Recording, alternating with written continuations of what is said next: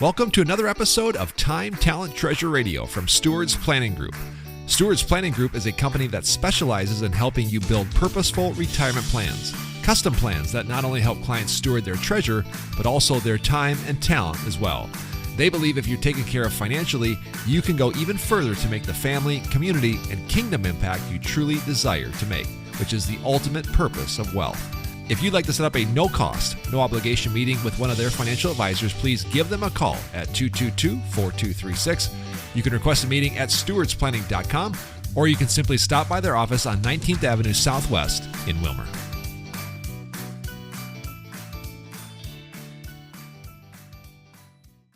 Hey everybody, and welcome to another episode of Time, Talent, Treasure Radio. I am your host, Ben Taatjes, and joined today again with Jonathan Shofner from our office here, one of our advisors. Jonathan, how are you doing? I'm good. How are you? Well, it's good. You know, we're winding down the busiest season for CPAs and financial professionals like ourselves. I always think from about the first or second week in January until April 15th, it is absolutely our busiest time of the year. And tomorrow's tax filing deadline, so if you're out there and you're listening to this and you're like, oh, that's right, it's the 15th, I haven't filed my taxes yet, you better get in and file an extension and do the things you got to do to make sure that you don't get in trouble with the IRS. You and I were talking before coming on the air, and one thing you said that we got to remind our listeners is that filing an extension, which I know a lot of people do end up doing because they're waiting for tax forms, etc., or they just forget, allows you to extend the deadline to file your taxes, but there are a few things you got to be careful of that does not extend, right? Yeah, absolutely. It's an extension to file, not to pay. But you also have to make sure that you do have to get your contributions in, before the deadline as well.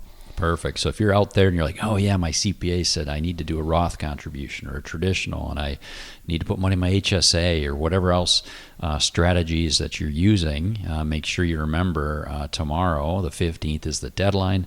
If you need to still talk to somebody, I think we could probably squeeze somebody in here, but make sure that you are following up on that to-do list for your financials.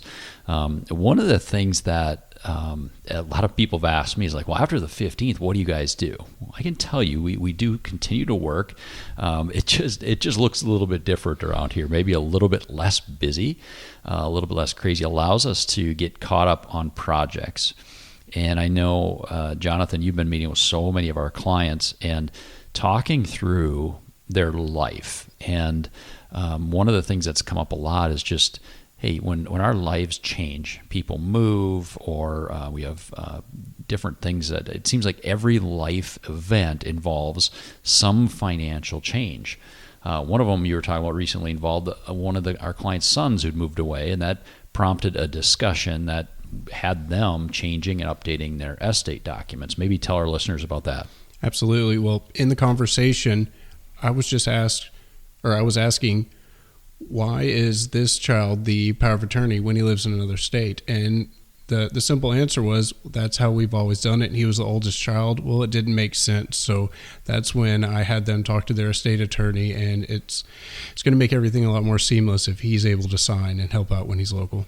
Yeah, so changing it to one of your children that lives locally versus one that's moved away, simple thing, but those are catches. And that's a very just simple, small example, but the more we are able to meet with our clients and learn more about their lives, right, we can then give good wisdom-based advice. And I think that's why I love this job. It allows us to, get to know our clients, actually have real relationships with them.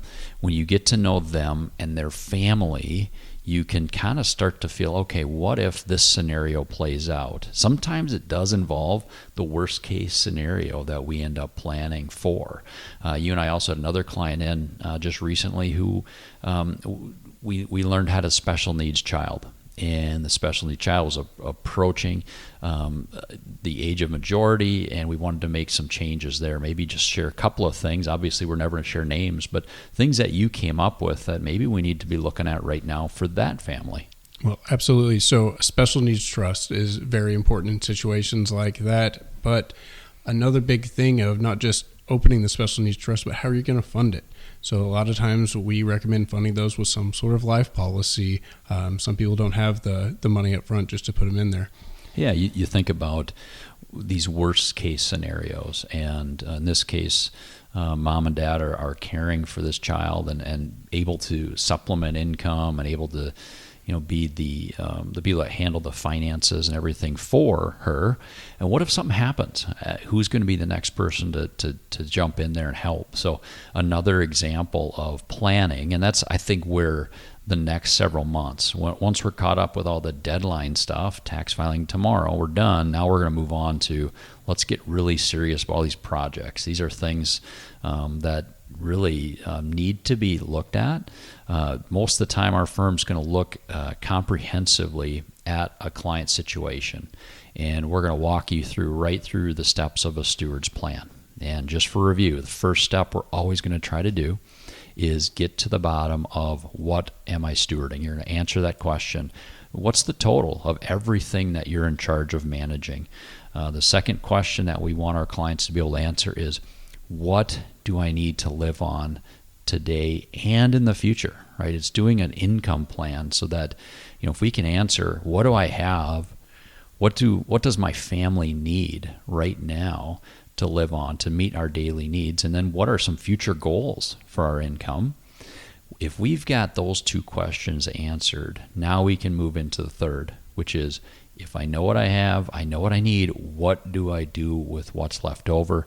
Big part of our discussions lately have been around this idea of wealth transfer. A lot of people call it estate planning. We call it wealth transfer. When's the best time to get those funds to the next generation, to get those funds to charities, to make sure that we're maximizing the best, being the very best steward we can be with what we've been entrusted. So until next week, from all of us here at Stewards Planning Group, steward well.